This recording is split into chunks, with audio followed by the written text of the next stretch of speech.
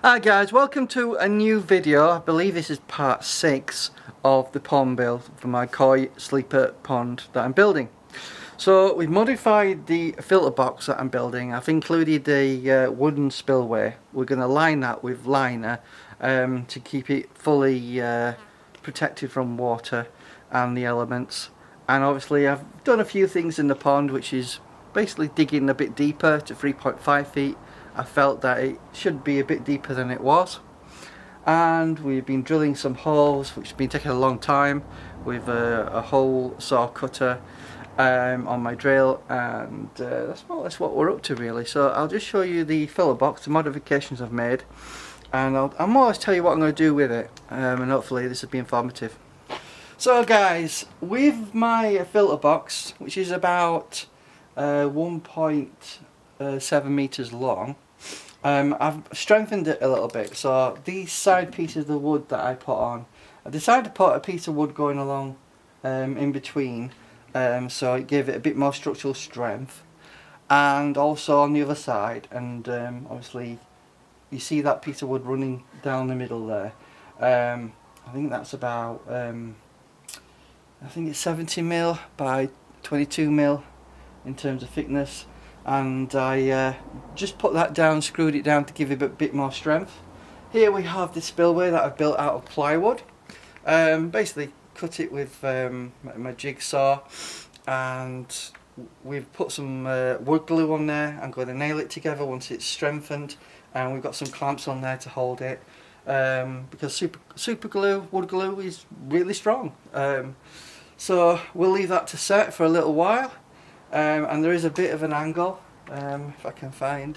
So the wooden plywood spillway that I've put on here is about 250 millimeters that way and 300 millimeters that way.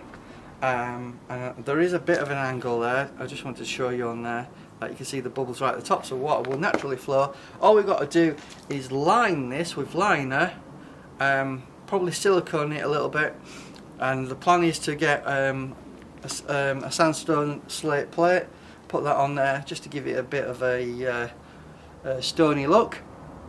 And essentially this is almost complete.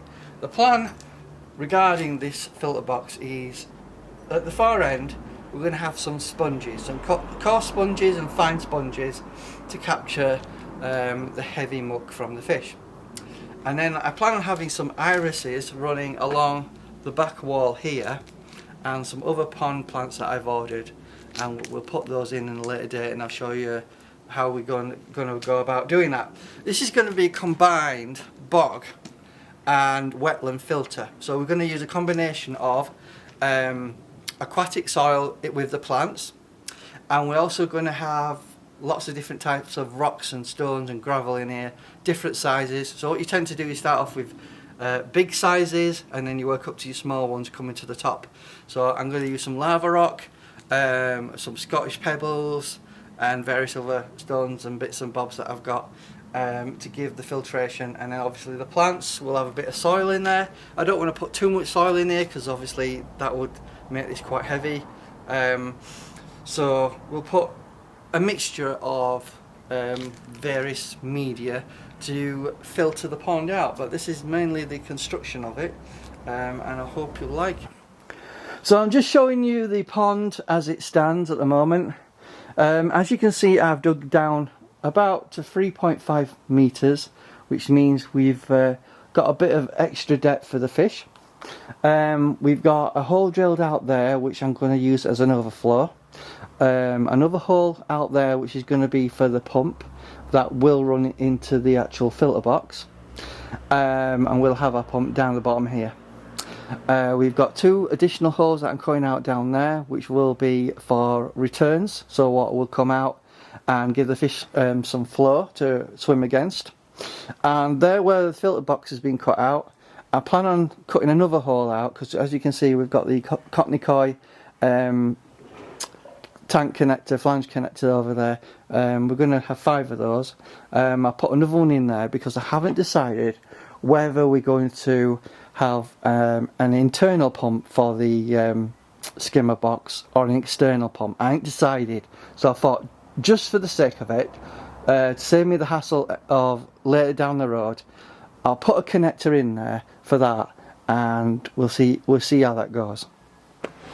As you can see, guys, it's quite deep now, because the water level is going to be around here, so hopefully there'll be enough water here to support the koi fish. So as always, guys, like the video, subscribe to the channel if you like my pond building videos that I've been doing. This is part 6, wait for part 7, and I'll see you in the next one. Bye bye.